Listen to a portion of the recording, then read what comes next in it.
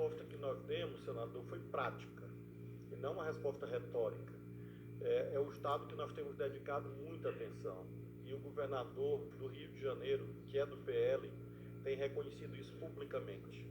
Nós temos feito ações conjuntas, o presidente da República decretou uma operação de GLO no Porto de Itaguaí, Porto do Rio, Aeroporto do Galeão, exatamente pelo tráfico de armas e drogas. Tem lá no Rio de Janeiro uma força-tarefa de 11 estados, liderada pelo Ministério da Justiça, exatamente efetuando prisões de pessoas de outros estados que lá estão. Já houve prisões de líderes faccionados do Ceará, líderes faccionados de outros estados do Nordeste que estavam no Rio de Janeiro. Portanto, a resposta é prática e reconhecida por toda a classe política, pela Federação das Indústrias do Rio de Janeiro, pela FIJAM.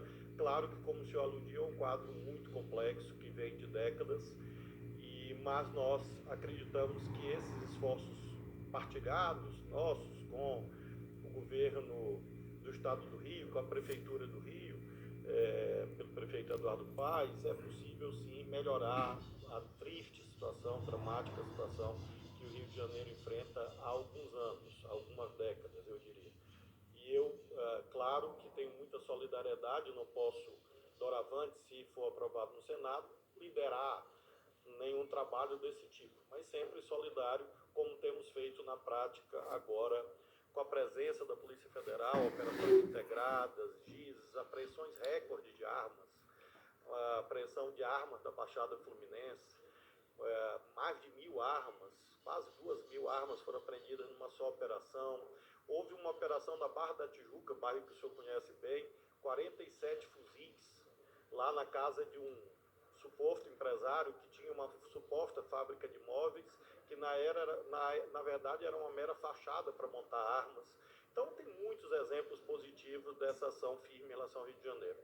Alguns temas que o senhor alude, infelizmente, como o senhor sabe, eu não posso responder porque envolveria pré-julgamento e poderia eventualmente gerar impedimento, suspeição. Então o senhor alude a casos concretos sobre pandemia, sobre outras questões, que na seara política, claro, se fosse esse o caso, eu poderia responder, como sempre fiz na minha vida, mas nesse momento, infelizmente, eu não posso, exatamente porque ainda tramitam inquéritos, processos no Supremo Tribunal Federal sobre o assunto. Sobre a questão do controle de mídias, o senhor usou uma expressão que eu creio que é a chave daquilo que tantos e tantas aqui falaram. O senhor usou a seguinte expressão: todos têm que medir as palavras? Sim, claro. Esse é o ponto. Essa é a diferença fundamental. Enquanto todos não medirem as palavras, é claro que haverá perpetração de crimes em série. Isso vale para as redes sociais, o senador Petecão acabou de descrever. Se nós abrirmos nesse momento as redes sociais, de qualquer um aqui por amostragem, ou mesmo as minhas, nós vamos encontrar as coisas mais abjetas, impronunciáveis, criminosas, sendo escritas. Então o problema não é que medir a palavra esteja errado, como o senhor disse. É o contrário. Medir as palavras é o certo. Eu tenho absoluta certeza que o senhor faz isso em casa e todos nós devemos fazer na vida pública. Claro que não basta. Lembremos, senador, que mesmo a relação de maior intimidade e privacidade que existe, que é a relação amorosa, é regulada juridicamente. O casamento é governado por regras. A relação amorosa que se estabelece, ela é regulada pela Constituição, pelo Código Civil. A relação de pai e filho é regulada por leis. O senhor não pode fazer o que quiser em relação aos seus filhos. Ora, se todos os âmbitos da vida humana têm regulação, onde está escrito que só a internet não pode ter? De onde emergiu essa mitificação, a não ser dos interesses, eventualmente empresariais, que não interessam ao debate jurídico? Nós temos uma lei que regula a internet, parece que é algo atípico que eu estou falando. Não, esse Congresso, este aqui, aprovou o Marco Civil da internet. E o senhor vai no artigo 19 e vai no artigo 21, o senhor vai encontrar regulações. No caso do artigo 19, quase inexistentes. No 21, mais rigorosas. Se o senhor abrir a sua linha do tempo, a sua timeline aí, muito dificilmente o senhor vai encontrar cenas de nudez não consentida. Por quê? Porque há o artigo 21 do Marco Civil da Internet e há uma moderação ativa de conteúdo das empresas. Se o senhor fizer uma pesquisa sobre compra de terno ou de sapato, o senhor vai receber durante semanas propaganda de terno e de sapato. Por quê? Porque as plataformas não são neutras. Ao contrário do que no artigo 19 do Marco Civil da Internet está escrito, e muitos acreditavam em 2014. Na verdade, as plataformas se transformaram em curadorias de conteúdo. Ora, se você tem uma atividade empresarial qualquer destinada ao lucro, qual que não é regulada? Se alguém estabelece um comércio num shopping, tem regulação. Se alguém abre uma farmácia, tem regulação. Uma indústria também tem. Então é realmente um debate de vanguarda. E veja, considero que é o debate jurídico mais importante do século XXI. Porque nós estamos no limiar do perecimento das condições de se realizar eleições, com o abuso da inteligência artificial. Todas as senhoras e os senhores sabem disso. E não vai haver regras? Imaginemos a inteligência artificial servindo, como hoje há nas plataformas, a incitação de crimes. Eu vi, senador. Eu vi incitação de suicídio de jovens. Eu vi jovens chantageando outros jovens. Eu vi meninos chantageando meninas para praticarem atos de vilipêndio sexual. Os seus filhos estão expostos a isso e as crianças e jovens do Brasil estão expostos a suicídios sendo transmitidos ao vivo. Isto é ditatorial, tratar disto? Ou é preservar os valores mais sagrados que a civilização humana conseguiu erigir? Da vida, da integridade física. Então é isso que eu sustento. Esse é o novo Dino, pessoal. A partir de critérios jurídicos. É o Dino, ministro do STF, está falando agora, tá? Nenhuma atividade humana é desregulada. E não há argumento de intimidade e privacidade. Porque no recesso do lar há regras jurídicas. O Dino, ministro da Justiça, Os evaporou. homens podem matar suas companheiras. Agora tem um outro Dino. E alguém vai falar de liberdade? Para matar, para discriminar, para ofender, para crianças, repito, crianças serem vítimas de toda sorte de abusos. E aí, Compartilha esse vídeo aí, pessoal. É o Dino que está falando aí. Jurídica, de que o caminho da União Europeia é um caminho virtuoso. A União Europeia, que é o berço Edu Pedrosa. com o Oriente Médio, Compartilha nas redes sociais. Que nós construímos nas Américas.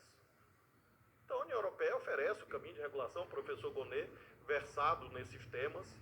O som está baixo. Coloca um fone no ouvido ou aumenta sua televisão, então seu computador ou seu celular. Repito o quanto disse. Todos os inquéritos que eu enviei, requisitei, etc., estão por mim assinados. Todos estão lastreados no artigo 145, parágrafo único do Código Penal e na Lei 10.446 de 2002. Eu jamais aludi a pessoas, e sim a fatos. Não existe inquérito para investigar pessoas. Existe inquérito para investigar fatos. Então, jamais eu antecipei juízos de valor. Apenas encaminhei fatos. E lembro que os inquéritos não tramitam no Ministério da Justiça. Eles tramitam numa das polícias mais reconhecidas no mundo, que é a Polícia Federal do Brasil. E tramitam perante o Ministério Público e o Poder Judiciário. E eu quero aqui homenagear, sim, toda a equipe da Polícia Federal, liderada pelo Dr. Andrei, pelos delegados, agentes, que tem feito um trabalho notável em relação a esses assuntos. E afirmo ao senhor, jamais a Polícia Federal foi por mim usada para fins políticos, a não ser aquilo que a lei manda. E se eu não tivesse feito, aí que eu estaria cometendo um crime de prevaricação. Se você tem um indício de um crime, você tem que caminhar à autoridade competente, e foi isso que eu fiz. Em relação, claro, ao papel de ministro do Supremo Tribunal Federal, é óbvio que é diferente. E quero, portanto, afirmar cabalmente que é falso, absolutamente falsa, a ideia que existem duas pessoas aqui. Não existe só uma, na sua integralidade, com a sua história, com a sua trajetória. Agora, esta pessoa tem a maturidade para entender que quando você está no debate político, você atua de uma forma. Quando você está numa missa, que eu frequento, você atua de outra forma. Quando você está na praia, você atua de outra forma. Quando você está batendo pênalti, que eu faço com precisão, você atua de outra maneira. Ou seja, em cada papel, você atua de uma forma. E isto não significa ter 2, 3, 4 ou 5 caras. O cara tem uma lábia, né? Significa você ter a inteligência, inclusive emocional, de compreender que são lugares diferentes. E, portanto, eu afirmo ao senhor, esse que está aqui olhando para o senhor, com a mesma tranquilidade, a mesma... É um fanfarrão, hein? Liquidão, com a mesma liquidez, transparência que eu sempre tive, é aquele que, se merecer a aprovação do Senado, lá estará. Agora estará de outra forma. Vai convencer o Eduardo Bolsonaro. E se tiver a honra de ser contratado pelo Botafogo... O Eduardo Bolsonaro, ele vai votar a favor do Flávio Dino para o STF. Depois dessa fala toda... Eu sinceramente espero que a inteligência emocional, caso o senhor seja aprovado, que o senhor está tendo aqui hoje, vai ser no Supremo Tribunal Federal. Porque se for a inteligência emocional que nós vimos aqui enquanto político, eu tenho minhas grandes preocupações. É só um breve comentário. Eu acho que a premissa está errada. Senador Flávio Dino, até na fala do senhor mostra isso. O que a gente tem que perseguir são os criminosos, não são os instrumentos. Se alguém usa a internet para cometer um crime, para incentivar suicídio, para fazer cometer qualquer crime que seja, a impunidade é que é o grande problema. As pessoas ficam impunes. As pessoas têm que ser investigadas e punidas na sua proporção. Não é a internet que faz isso, são pessoas que fazem isso. Assim como equivocado achar que um instrumento, arma de fogo, que gera violência, não é. A arma não atira sozinha, é um criminoso que usa ela mal, ilegalmente. Esse é que tem que ser punido. As premissas estão erradas, o combate é um problema, como a DPF 635. O senhor agora falou algumas coisas que estão sendo feitas pelo governo federal no Rio de Janeiro, mas a origem continua a mesma. O senhor vai ter oportunidade, caso aprovado, de decidir sobre a DPF 635. Essa sempre foi minha intenção ao trazer esse assunto para a pauta, para que o Rio não sofra mais com esse ativismo oficial, que é o caso do Luiz Fachin. Quem foi eleito para determinar a política de segurança pública do Rio foi o governador, foram os prefeitos, nós parlamentares, não o ministro do STF. Apenas isso. Eu queria apenas